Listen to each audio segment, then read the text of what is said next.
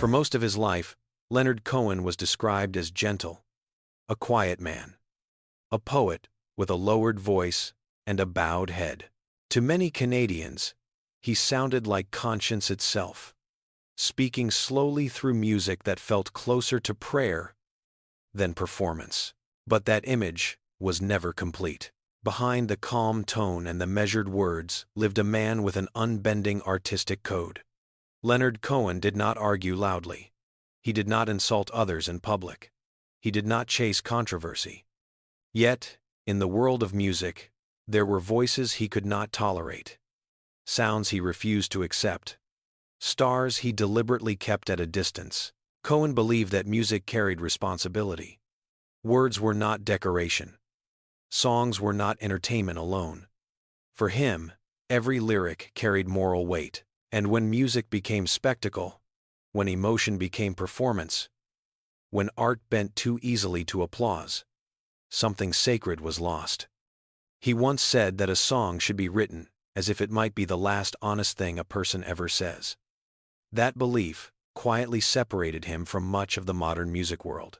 While others embraced fame, image, and excess, Cohen stepped away, observing, judging, and remembering. This is not a story about personal feuds or public insults. Leonard Cohen rarely raised his voice against anyone. His judgments were colder than anger. They were final. 6 famous names stand on the other side of his values. 6 artists who represented everything he refused to become.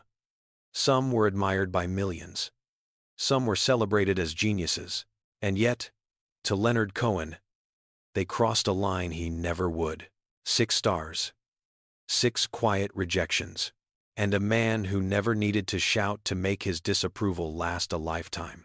Number 6. Bob Dylan. Leonard Cohen never denied Bob Dylan's brilliance. In fact, he admired it deeply. Dylan was, to Cohen, a force of nature. A writer who reshaped popular music by bringing poetry into places where it had never been allowed before. But admiration did not mean acceptance. Where Dylan treated language as something fluid, even disposable, Cohen treated words as sacred. Dylan could rewrite a song on stage, abandon its original meaning, or mock the very seriousness others found in his work. To many, that freedom was genius. To Cohen, it was a form of irresponsibility. Cohen believed that once a word was offered to the world, it carried obligation. A lyric was not a trick. It was a commitment. Dylan's casual relationship with meaning, his refusal to explain or defend his words, created a quiet distance between the two men. There was also the matter of attitude. Dylan wore irony like armor. He deflected questions, challenged audiences, and seemed amused by misunderstanding. Cohen moved in the opposite direction. He leaned into clarity. Even when clarity was painful, he stayed with a line until it revealed its full emotional cost. In private conversations, Cohen acknowledged that Dylan reached heights few could touch. Yet there was a line Dylan crossed that Cohen never would. He felt that Dylan sometimes treated his audience as spectators rather than participants in a shared moral experience. This was not hatred in the traditional sense. It was something colder. Cohen recognized Dylan as a giant, but also as a man who played with fire without always respecting the burn. For Leonard Cohen, that was enough to step back. Number 5. John Lennon. John Lennon was impossible to ignore. To an entire generation, he was a voice of rebellion, vulnerability, and imagined peace. His words traveled faster than his music, carried by interviews, slogans, and public declarations. For many, that made him brave. For Leonard Cohen, it made him uneasy. Cohen believed that truth should emerge slowly, almost reluctantly. Lennon, by contrast, spoke often and loudly about love, politics, faith, and morality. His songs did not merely express feeling. They instructed. They urged. They demanded agreement. Cohen distrusted that impulse. To him, music was not a sermon. It was a confession. Cohen preferred doubt over certainty, questions over answers, Where Lennon simplified complex, spiritual and emotional ideas into messages that could be shared by millions, Cohen saw a dangerous comfort. He felt that Lennon's clarity often came at the cost of depth. There was also the issue of performance. Lennon's sincerity was real, but it was also public. Pain, regret, and anger became part of a shared spectacle. Cohen kept those things hidden, believing that suffering lost its meaning once it was displayed too openly. Cohen never denied Lennon's courage or influence, but he quietly rejected the idea that visibility equaled honesty. In his eyes, Lennon crossed a line by turning inner conflict into collective instruction. For Leonard Cohen, music was meant to sit beside the listener in silence, not stand above them offering solutions. Lennon's voice filled stadiums. Cohen's voice waited for rooms where people were willing to listen. That difference was never reconciled. Number 4. David Bowie. David Bowie was celebrated as a master of reinvention. To many, he represented freedom itself, the courage to reshape identity again and again. Each new persona was praised as evolution. Each transformation was treated as proof of artistic intelligence. Leonard Cohen saw something else. Cohen believed that an artist's task was not to escape the self, but to confront it. He spent decades circling the same themes, returning to the same wounds, refusing to disguise them. Bowie's constant reinvention felt, to Cohen, like avoidance, a way of staying ahead of discomfort rather than sitting inside it. There was also the question of image. Bowie understood spectacle. He knew how to command attention, how to turn music into theater. Cohen distrusted that power. He feared that once art relied on costume and performance, the words themselves became secondary. Cohen never accused Bowie of shallowness. He recognized the intelligence behind the masks. But intelligence alone was not enough. For Cohen, sincerity required exposure without disguise. Bowie's brilliance was filtered through characters, layers, and distance. To Leonard Cohen, the stage was not a place to transform. It was a place to reveal. Bowie's constant shape-shifting placed him on the opposite side of that belief. This was not jealousy. It was rejection of a philosophy. Cohen refused to believe that truth needed costume. He believed it needed patience. And so he watched Bowie from afar, impressed, unsettled, and unmoved. Number 3. Elton John. Elton John represented something Leonard Cohen instinctively resisted: grandeur, performance, emotion, amplified until it filled an arena. Where Cohen worked in shadows and restraint, Elton John thrived in light, color, and declaration. Cohen did not deny Elton John's musical ability. The melodies were strong, the voice was powerful, the success was undeniable. But for Cohen, that very success raised questions. He believed that when emotion became spectacle, it risked losing its truth. Elton John's songs wore their feelings openly. Pain, joy, heartbreak, and recovery were delivered with confidence and volume. Cohen moved differently. He approached emotion as something fragile, almost dangerous. To expose it too easily felt like a betrayal. There was also the matter of accessibility.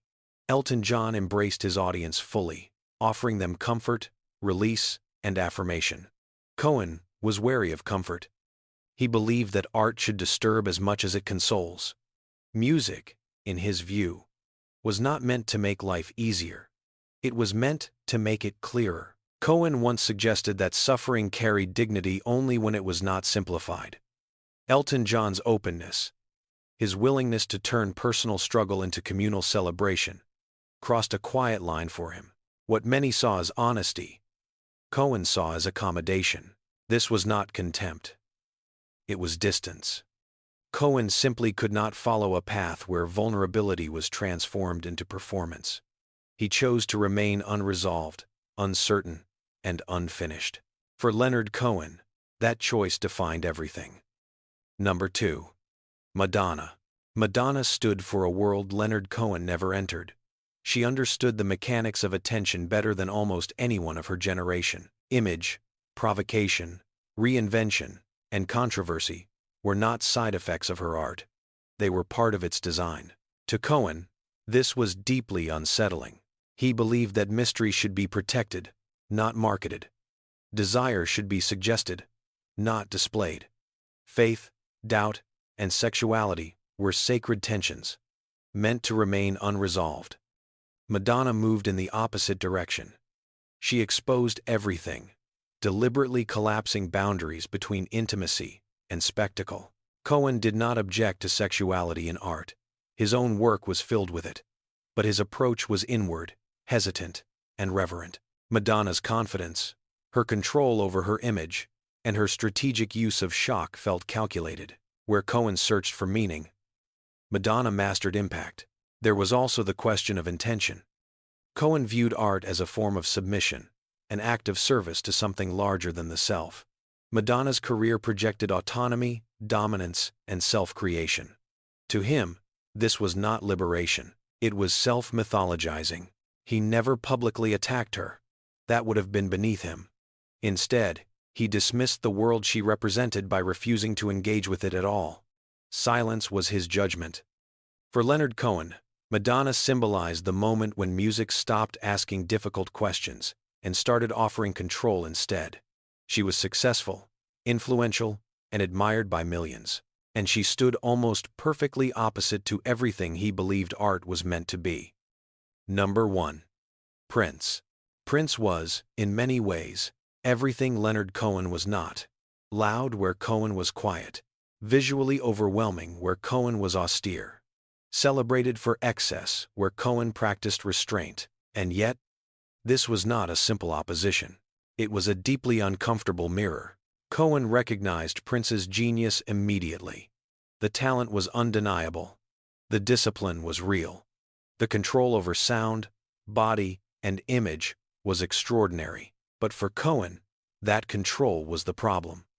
He believed that art demanded humility before something unknowable. Prince placed himself at the center of creation, shaping every detail, commanding every frame, turning music into a complete extension of his will. Where Cohen surrendered to doubt, Prince conquered it. Cohen feared that when an artist became too powerful, something essential was lost.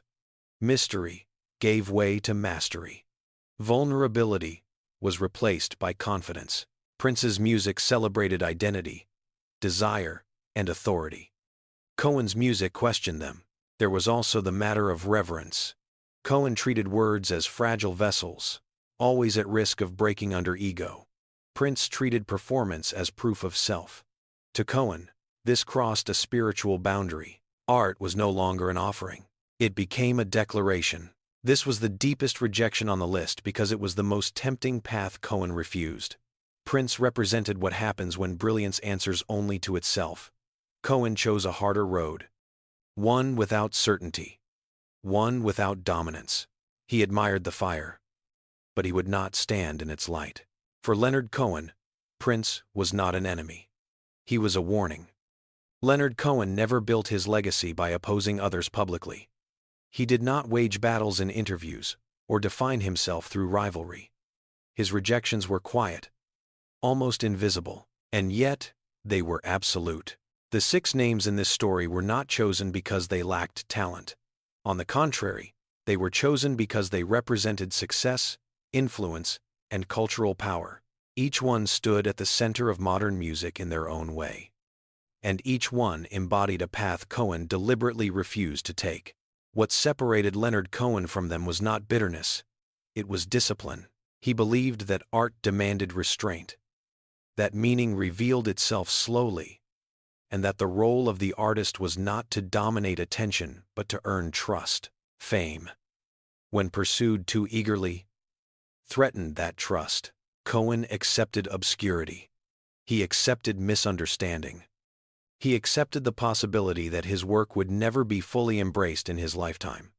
What he would not accept was compromise. Not of language, not of intention, not of inner honesty. To an older generation of Canadians, this refusal still resonates. It speaks to a time when words were chosen carefully, when silence carried weight, and when dignity mattered more than visibility. Cohen's distance from these 6 stars was not a rejection of people, but a defense of principle. In the end, Leonard Cohen did not want to be admired for his voice, his image, or his success. He wanted his work to remain intact, untouched by spectacle, uncorrupted by ease. He once suggested that a crack was not a flaw, but an opening. That belief guided his entire life. And perhaps that is why his music still speaks quietly, long after louder voices have faded. Not everyone must agree with Leonard Cohen's judgments, but no one can doubt their consistency. That, more than anything, is his legacy.